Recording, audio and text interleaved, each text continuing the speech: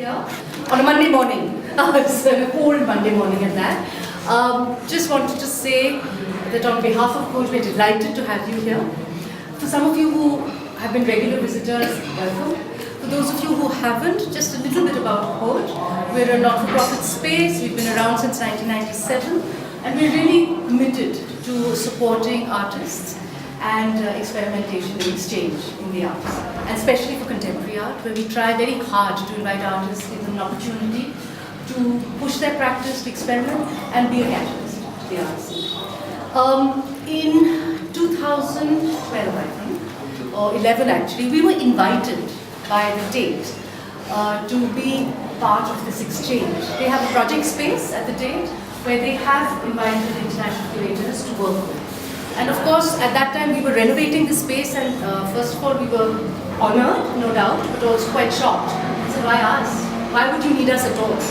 And it was really heartening, because later when I met with Julia and others, for them to have said that, you know, we really do believe that Khoj and Tate, in terms of contemporary art practice, speak to each other. So that, you know, Khoj does, in a sense, signify a very, one would use the terminology, cutting-edge practice, and so we'd like to work with you.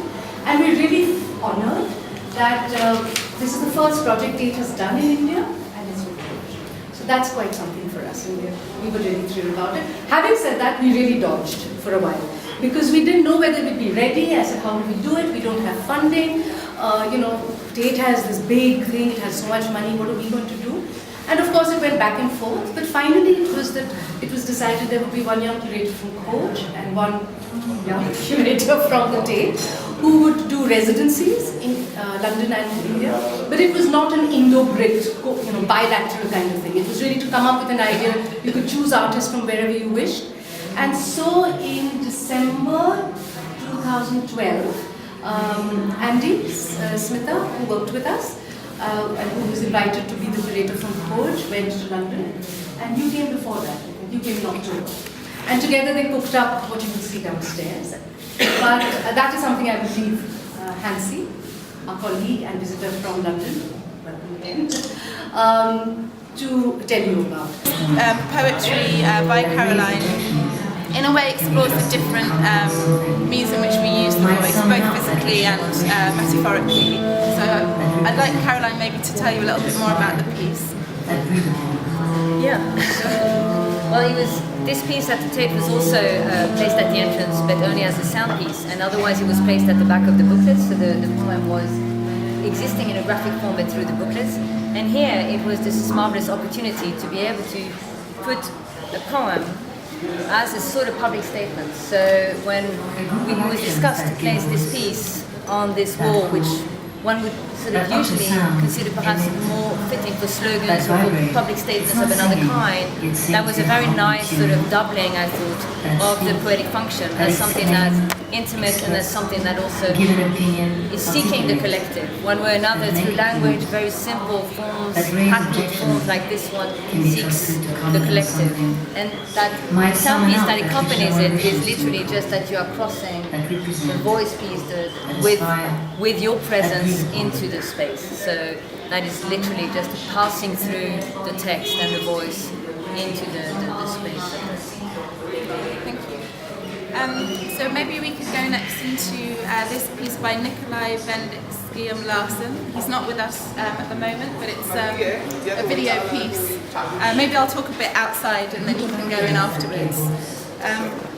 This piece actually presented a really unusual opportunity for the Project Space series, because we were able to commission a new work, and it's very rare that this happens for Project Space, but because of this idea of dialogue and some of the thematics of the show to do with different, perhaps marginal groups in society having opportunities to speak, we felt that it was really important that we did that as genuinely as possible within the neighbourhoods surrounding both Tate and Khoj.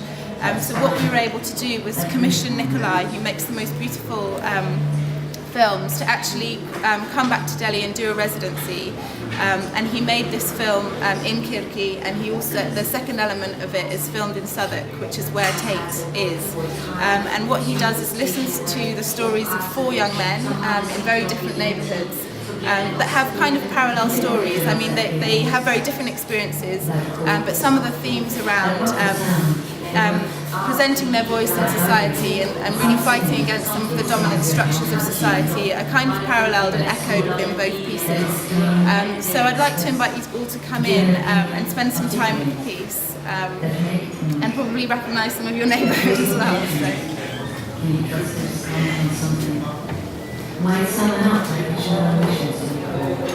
Don't just come and film, but he spent a lot of time just talking to them, spending some time with them, just quite good.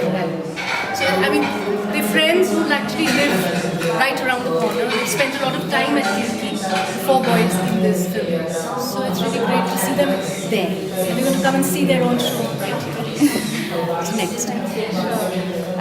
So again, we're privileged to have the artists here, so I think we'd like to give them the opportunity to tell us about this really wonderful film. And unfortunately there's only one set of headphones, but maybe you could... Yeah, so it's a little bizarre in a sense. So I think this is an old piece. It's based on work that we did in 2001, it was a longer documentary called Sacha, the Loom, and it's part of, I mean, since then we've been doing a lot of work with the city of Mumbai, and it's partly sort of stems from our own discomfort with the way in which the city itself was changing and the kinds of erasures of a certain past.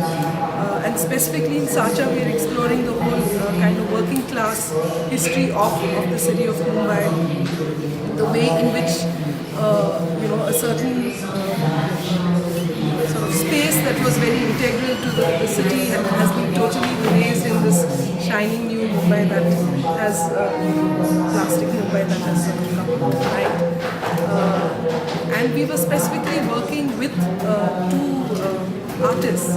One was who's no more, a poet called Narayan Surve, who's kind of very important precursor of the Danish poets, and Jayasankar talking about Surve.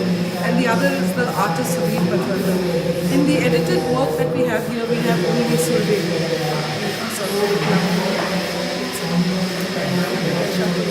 So the idea was to kind of also rediscover the secular energy that informs the city.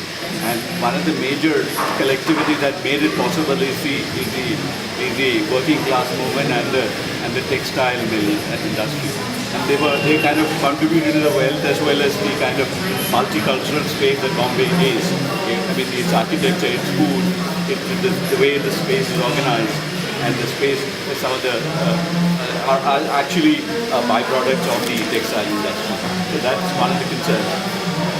Coming specifically to Narayan Surve was found abandoned as a baby and was adopted by a mill worker, and he worked in a textile mill as child labor, and he has only studied up to the 4th standard, but rose to become the most significant poet in Marathi literature. And he was also part of the left movement and part of the Communist Party of those days. And what we've done is to kind of look at his work, and the film actually weaves together. The original work weaves together poetry and painting. And also the idea was to kind of find some kind of peg to look at this bewildering space called the city of Mumbai. So we thought the loom became a kind of a metaphor which kind of brings together the whole dialectics of the city. It's a twinning space, it's a dynamic space, it brings together varying forces. So that became like a metaphor wherein we could bring in the poetry of Narayan Surve and the paintings, the word and the image together. And it also kind of, as I said earlier, kind of is a powerful metaphor that can speak about the city of Mumbai itself because of its connection with the textile. It's a small place, and if you want to experience the work, you go to sit on a stool there and close the door and be quiet. So I don't know if we have time for it now, but I hope some of you will come back and experience the figure. And hundreds of workers came, to the interview site, and they were all standing around, and Surve was kind of performing not only speaking to us, but speaking to the entire world. He's an amazing figure, really so full of energy and life and hope, you know, because with the movement dying down and all that, he still had hope. Somewhere he had, I mean, I think in many ways, you know, he represented resistance, power, sound, all those things that make for an alternative. So that piece is from 2007, and I was invited by a Norwegian art magazine to write about Norwegian, that's French-Norwegian, and I've been living and working in English for many, many years, and there was starting to be interest in my work outside of Anglophone countries, like a return to my own languages, if you like. So I was invited by this Norwegian art magazine to write what it means to be Norwegian and to write in English. And in Norwegian, kroppe means bodies. So there was already a connection between krop and cropping in English, and then bodies, a sense of cutting away, of subtraction, if you like. So you think of being bilingual as something that is a process of addition, and it can also be a process of retraction. You have to sort of forget about some aspects of your language to enter another one. So there's these complicated bilingual processes that take place. So the piece that I wrote was about explaining my bilingual process, and also using the French because I'm trilingual. So it was really thinking about the three languages that I come from, if you like. And then, of course, when you start putting these languages together, and of course in India, that's why this piece was so interesting to bring here, because of your multilingualism here, this very active, daily contact of different languages that you speak and that you interact with. And there was that very interesting aspect of doing that. In Europe, languages were made national and a lot of dialects were got rid of. So there's a sense of a return to understanding about a type of multilingualism that you have as an active part of your politics and your culture. So there was an interesting aspect of bringing that here, although these are European languages.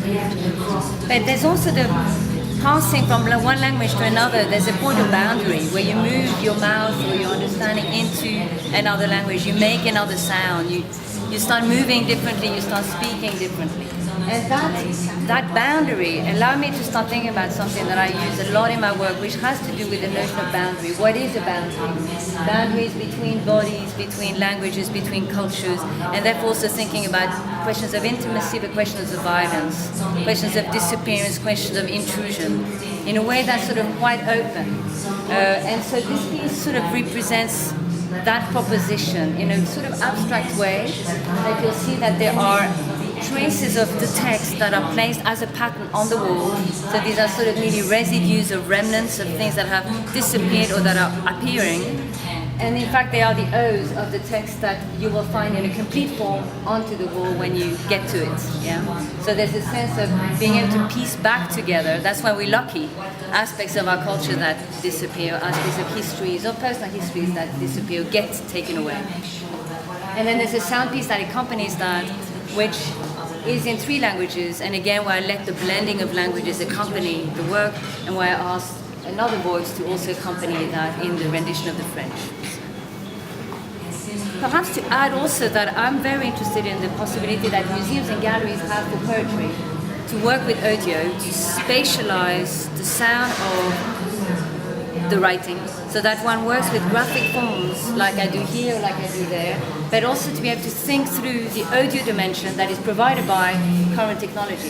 So there's a very wonderful opportunity for writers to be working in space, and that is something that galleries and museums are recognizing.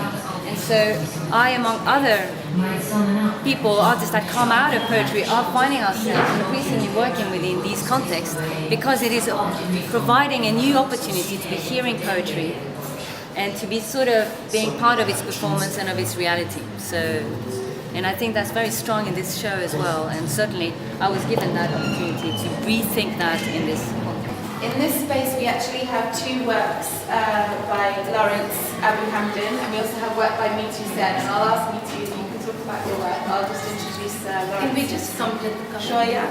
Please come in. What Conflicted Phonemes does is actually highlight some of the inconsistencies in the technology that's used to analyse the voice. So it's quite prevalent for immigration departments across Europe to actually use a voice analysis to determine where the applicants are from. So people might claim to be from certain areas, but what they'll do is use the technology to try and understand if that is in fact the truth. But when you look at these maps, and these can be taken away, they're these kind of like pseudo-scientific diagrams that show all the varied influences that people have upon their accents throughout the course of their life. So in a way, kind of undermining the notion that you can pinpoint somebody based on their voice. And this work came out of a workshop that Lawrence did, and this again is a timeline of Somalian history, and what it does is show all the various different moments in history, movements of people, political upheavals that would have influenced somebody's voice. So it's kind of undermining those technologies that we're increasingly relying on to tell us about the physical act of the voice. And again, these voice maps are of individual applicants that were either accepted or rejected. And please read the detail of them, because they're quite interesting and almost quite humorous. You know, the fact that you can pinpoint somebody. People that watch a lot of American films, for example, sometimes adopt an American accent, but it doesn't necessarily mean that, you know, that's where they're from. So it's quite a playful undermining of that kind of practice. And this work, The Whole Truth, again is looking at that, but it's looking more specifically at truth. And this is something that you need to listen to, so it has an audio component to it. And it's exploring the use of lie detectors or voice analysis. And again, it's really kind of undermining this idea that you can get to an element of truth based on the analysis of the voice. And this brings it back to the physical aspect of the voice, because these lie detectors increasingly are measuring the activities of the body during the act of speaking to try and determine sort of scientifically as if whether somebody is speaking the truth or not. So again, it's about these political agendas, I guess, that are driving this new way of analysing the voice of the body more scientifically and questioning those things. And this, what you see on the screen here, is actually the audio interview. So when you listen to it, you'll hear a number of specialists in this area being interviewed by Lawrence. And this is the entire interview put through a lie detector. And you see that the interview itself is kind of oscillating between truth, lie, and everything in between. And again, it's to kind of undermine this kind of technology and question it more than anything. Again, any photography that you want of the installation, we can provide you with afterwards when we're fully installed. Also, just to briefly introduce Mithu's work and then to hand over to Mithu. This was a really exciting project for us because it really speaks to a number of the themes in the show. And what this work does is kind of look at an abstract poetry. So a language is created as a kind of non-sense language. So we're looking at elements of a kind of image. The word is image. And again, this tapped in for me anyway, and you can talk about it more beautifully, into the idea of how our access to language is often tied into our access to power. So this language, in fact, excludes everybody because we all start from the same point, so we can all sort of contribute our own individual voice to it. So perhaps you want to talk a bit more. So this particular project is called I Am a Poet, and honestly I was a poet, and my mother is also a poet in a Bengali language. So in the very early age of my life I started writing poetry and wanted to be a poet. Eventually it didn't happen, and I went to art college. I came to Delhi where it is completely a different language, and for my parents' very nationalistic attitude or whatever, they sent us to a pure Bengali medium school where we only started in Bengali, and then I went to Shantiniketan where again like it's whole Tagorian thing and all. So we actually, I was personally very proud, my parents are proud, without thinking that one day we'll all come out and we'll be thrown into the bigger world where Bengali is, our local language is not as accepted as as the other elite languages. So I felt last 10-15 years I felt a huge kind of problem and struggling with the language. So many a times I had to confess saying that I'm dyslexic, I cannot just adapt a new language, neither Hindi nor English. And like this kind of colonial hangover, all these countries, and it has a very strong, anyways, so the background, whatever. So it came very personally to me. I stopped writing in Bengali and publishing more than 10 years ago. My last book published was like in 2003-04. But that doesn't mean I never accepted myself that I am not a poet anymore. So in a way, I was writing in my mind with not putting them down in any particular languages. And then eventually, when I started using computer and typing many things, I downloaded a Bengali font in my Mac computer last couple of years, and I again started writing my whatever was coming to me as a poem. But this computer glitches, surprisingly I found some very strong kind of signage instead of any kind of fonts, neither Bengali nor English. So which you can see all these books and the scripts. So these are actually meaningless, some kind of signage. Even as a creator, I could not reread those poems, but I still believe of that existence the moment that it was created. So it is more like a metaphor that something which creates but never get acknowledged or nor it is documented historically, acclaimed. So all these things are there, but that doesn't mean that it didn't have that power or strength of its own voice. So the whole thing is like embracing that kind of nonsense as a resistance against that all the hierarchy and all these elite languages. Because in India, what we found, like we have hundreds of languages. Even with the dialects, we create a kind of hierarchy. So this kind of, so it is that and then so the book we published with Khoj, with Tate, and with my publisher who published my last two books in Bengali, and even to convince him to publish this kind of book was a long process, because I wanted a validation by publishing these books. It's not just like making a nice book of art book or something. It is like it's a book acknowledged as a book of poetry, and then I invite my audience to read this out. And all this, when we had this show in Tate, we had more than 2,000 voices collected. People tried to read these poems from this book with their own kind of imagination or some kind of language that they have created, which has never been existed in this world till date, and which was never been spoke about. So it is kind of an emotion, or it's like a protest or whatever. So these voices I'm collecting, and then I made a sound piece out of these 2,000 voices, 5 minutes soundscape. I'll be doing the same thing here, and then hopefully it will be traveling all over the world, where not only one language, kind of rules. So I'm collecting all these voices of emotions, or the spontaneous, kind of. So it's more like a voice, a meaningless, nonsensical voices. I am creating and acknowledging and establishing. To all of you, it's a voice, not only my voice. It's a voice it's a collective voice of everybody who could not speak out their desire and dreams in a particular language. So, thank you. Outside, just do a brief introduction to you. And there's this really nice question that Amar poses with this piece.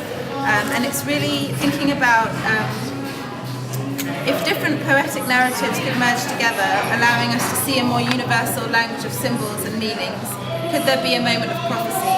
And that's the real question behind this piece. And it moves through different regions in India, following poets and also folk musicians as they rise up in song in protest. So that's just a brief introduction. Again, it's a very poetic piece that you need to spend time with. So what I like everybody to do now is actually just spend some time in the exhibition, watching the films and circulating through each of the rooms. We're all here, so then we can come back for questions when you've had the chance to watch a few things. And please ask the artists more questions, and I'm happy to answer some.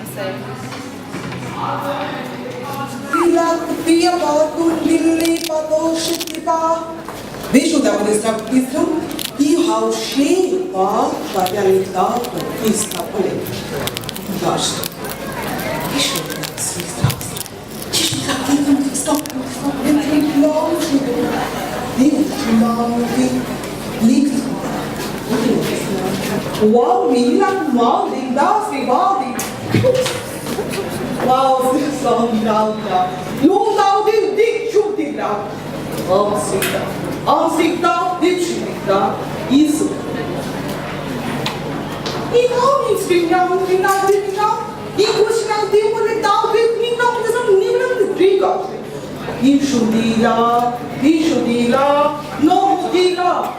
Jata Bahadila got this hoot, Bishasi, Christo Pashina, in the Laushu, Tari, Street Mouse to me, no Dasha.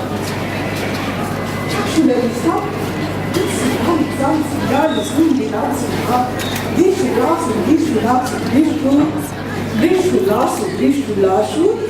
should last, half for shower, without his part. Monday, show.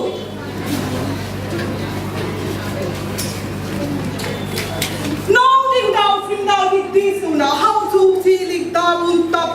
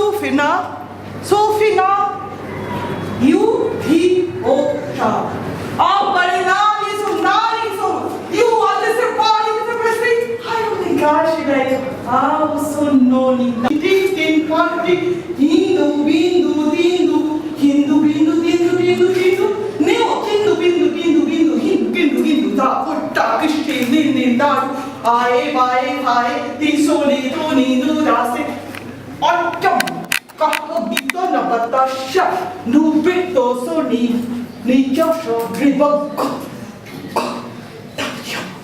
It's not the Yadamitis. Need to go. Nibo, this is about his like the Sonda Buddhi. Chica. Tokicha. He can't see that you don't keep a chance of this to Mr. Needles like no good some Tirina.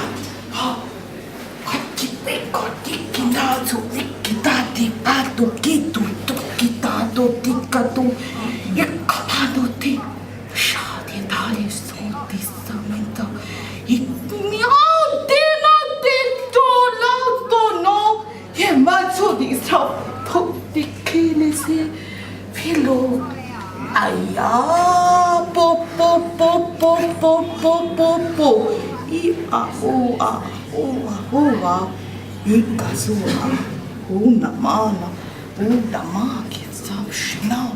Yeshubadi, Matikali, some Nitauto. Ocean down, street Pakistan, down Bidina, so Nikalis.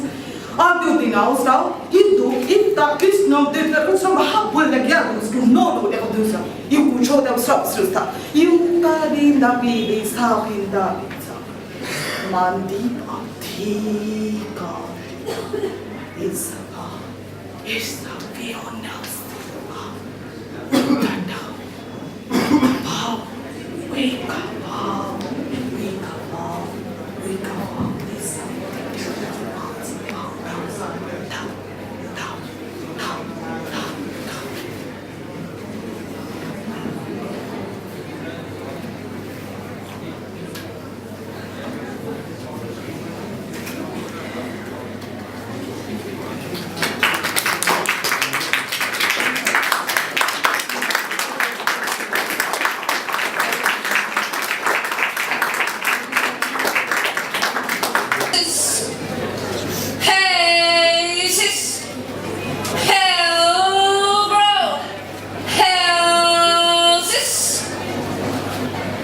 Too many deals, not enough daring, too much lingo,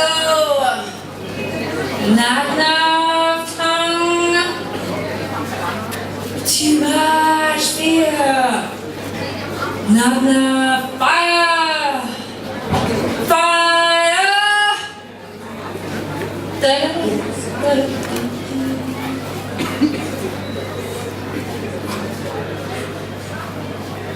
and a bit of flack can clean your soul out. Bass, drum, piano, said a love the light. Bass, light the love. Bass, hanging on. Bass, with push and shove. Piano, possession is bass. The make direction. Bass, hanging on. Bass, the whole damn nation looks like piano. We always piano, end up piano in a rock, but bass trying to make it real, yeah. Horns compared to what? Horns, piano, piano. Bass, cymbals, slaughterhouse bass is killing the hogs. Bass, cymbals, twisted children are killing frogs. Cymbals, poor dumb rednecks are living logs. Piano, the old ladies are kissing dogs. Piano, bass, and I hate that. Human love, piano, that stinking mud. Piano, piano, piano, trying to make it real. Horns compared to what? horns, bass, piano. Piano, bass, cymbals, said the president, bass, he's got his rule, bass, folks don't know bass, just what it's for, piano, bass, no one piano, gives us piano, rhyme or reason, piano, you have one doubt, piano, they call it treason, bass, piano, I said red chicken, piano, feathers, piano, all horns without one, got horns, trying horns to make it real. Horns, bass, piano, but compared to what? Horns. Drums, bass, piano, cymbals, go to church on Sundays, bass, cymbals, drums, piano, sleep and not trying to duck the wrath of God, bass, piano, preacher's piano, fitting piano, us with fried piano, telling piano what he thinks piano is, right, piano, drum roll, well, he must be piano, drum roll, some kind of piano, stupid nut. Piano, cymbals, drums, piano. He tries bass to make it real. Drum roll, piano, try to make it real, yeah. Piano, drum roll, try to make it real, drum roll, bass, try to make it real, piano, drum roll, real, yeah. Horns, try to make it real, yeah. Horns, piano, real, horns, try to make it real, horns, try to make it real, yeah. Piano. Bass, cymbals, but where's the beat, bass, and where's the honey piano? Where's my God and where's my money, bass? Real values, bass, cymbals, crass distortion, drum, onward, mothers, drums, need a motion, and it kind of brings to mind all piano, young king, Tate, piano, he, bass, tried horns, tried drums, horns, tried horns to make it real, horns, drum, cymbals, try to make it real, yeah, horns, bass, but compared to what? Piano. Bass, cymbal, said I love the light. Bass, cymbal, love hanging on with push and shove, and bass possession is the motivation. Bass, cymbals hanging up, cymbals, the whole damn nation. Looks like we always end up in a bass rut. Bass, drums, trying to make it real, horns, but compared to what? Horns, piano, bass, cymbals, drums, piano, bass, piano, drums, piano, horns, bass, piano. So this is a song by Roberto Flack that I was rendering to you tonight, and I want to close with two pieces that I wrote for something called Art's Birthday, which takes place on the 17th of January, and this is really a big party here in New Delhi and at Khoj, so it felt appropriate for me to close with these two pieces called Together, and I'm reading the two first parts, keeping it together, and then closing with doing it together. We just got tired of keeping it together, of trying to keep it together, always working so hard at keeping it together, just keeping it together. Always holding out to keep it together, my whole life trying to keep it together, just making sure we're keeping it together, keeping at it, never phased, not freaking out, not giving up, not letting go, never throwing the towel in, just wanting so badly to keep it together, trying so hard to keep it together, doing so well, achieving so much, being so great at it, performing so perfectly, getting so good at just keeping it together, keeping it together, keeping it together, keeping it together, keeping it together, keeping it together, keeping it together, keeping it together, keeping it together, keeping it together, keeping it together, keeping it together, keeping it together, keeping it together, keeping it together, keeping it together, keeping it together, keeping it together.